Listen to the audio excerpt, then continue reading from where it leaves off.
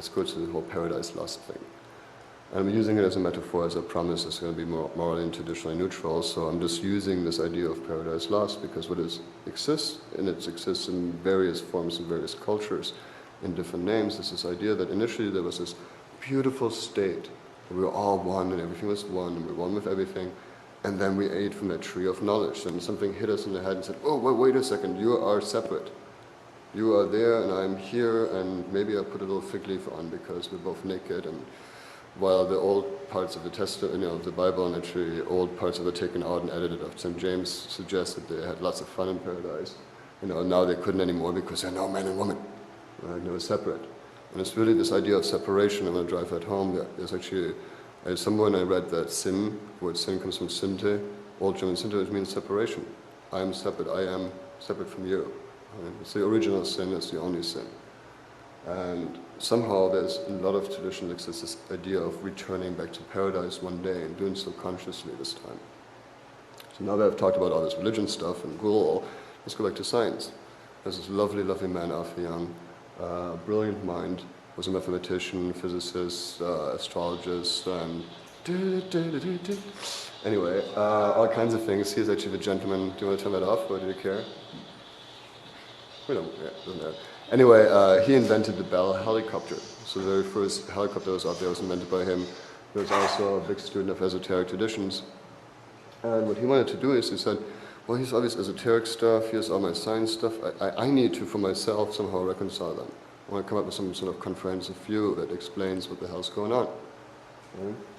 And at the same time, he studied also quantum physics. And quantum physics, some little background, how many of you think they have any sort of notion of quantum physics? Couple, good, and actually Heisenberg, I think, said that if you think you understand quantum physics, you're completely insane. But what they say, the quantum is essentially an unbreakable piece of action, some process, right? And as such, it's equal to a photon, meaning something that moves at the speed of light, has no mass, and no charge. Right? There's no space and time that limits the photon because it can pop into being and non-being at any point in time. Right? And you can't directly describe it, you can only, similar to like physical force, we can't see physical force. Oh, right, it's that time where everybody needs directions. Didn't I say something about turning cell phones off? I love it. Anyway. Not true. Anyway, I just wanted to give you a quick feedback. The idea of a quantum is not a little particle. And a lot of people think that it's a smaller particle than the photon, even though it's a smaller particle than the atom or something. It's a process, it's an action. Right? And as such, it's undivisible. And the funny thing with those photons is they come into this particle, they're that, they're this, they change and they create this material existence that we see around us. And most quantum physicists say, well, it's all random. They just kind of pop in and do what they want to, and it's sort of a random process. And Arthur Young said, wait a second. As an observer, I can't determine which it is.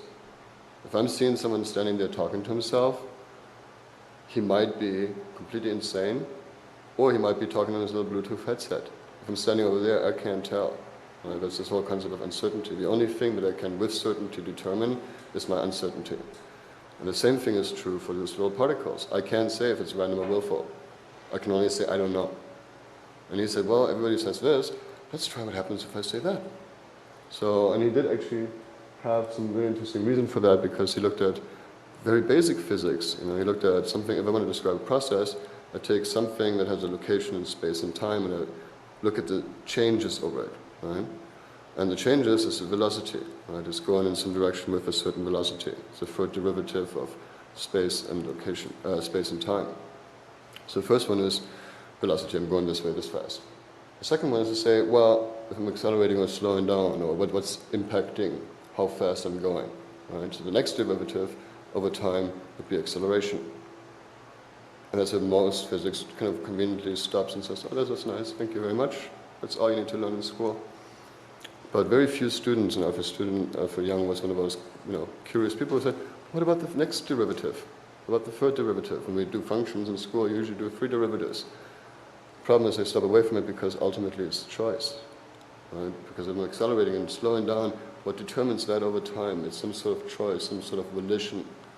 And if I have that, then I have to have consciousness in there somehow. Wow, from that, are we okay? We digested that? Okay.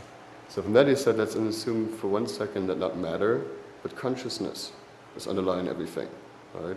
And that there's a process of a materialization of spirit, where initially there's photons, right? It's just potential. It's a wave, you don't really know what it is yet, right? And then there's forces that are binding it and kind of pushing it together, right? And from those binding forces ultimately come atoms. And those atoms have, again, openings and say, hey, you can nice, I'm going to combine with you. And next thing you know is we have actual matter. We have molecules that make up this material universe. And after that, what happens? After that, we go back to life. Right? We go life and mind and higher mind until we go back to what seemingly most religions seem to strive for, is that relief somehow, that enlightenment, that spirit again, that we dissolve. Right? And Alfred Count Korzybski, that I mentioned earlier, he actually, interestingly enough, both Jung talked about how this is essentially plants, animals, humans, and the enlightened human, right? And Count Korzybski talked about how there was chemical binders, plants, that take different chemicals, take light, take water, and bind them together in order to live. Right? And they're limited in their movement because they have roots. So then there's space binders, which is animals, it's the next higher level. They eat chemical binders, and they have a chemical binder consciousness. They also have a space consciousness that can move around. Right? And then there's time binders, which is humans, because we think, oh, here does this what happened yesterday. Here's what's going to happen tomorrow. You can do predictions. You move around in time. You bind time. Not just can you move around in space, and not just can you bind chemicals and eat both of those, poor guys. You can also do that time thing. And one interesting experiment that I was told about the other day, and I haven't found the source of it yet, was in Italy, they did an experiment where they taught plants. I'm assuming it's a robotic contraption, but they gave plants the ability to move around. Where now the plant was able to go to this side of the room where the friends were hanging out, and then go over to that side of the room where it gets some water, and then go to this side of the room where it had some light, and so on. And we've been teaching, chimpanzees and other monkeys sign language, apes. We've been teaching them sign language, right? So they're starting to understand persistence of objects and that time kind of mind thing. And then there's this interesting thing where the Mayans say that the next thing that's going to happen is going to be the time beyond time. So we'll see, but that just is a little side note. So he came up, Afnan came up with this whole process and said that we constantly observe this idea of, an involution from the spirit into matter and a manifestation into material, and an evolution where it goes back out.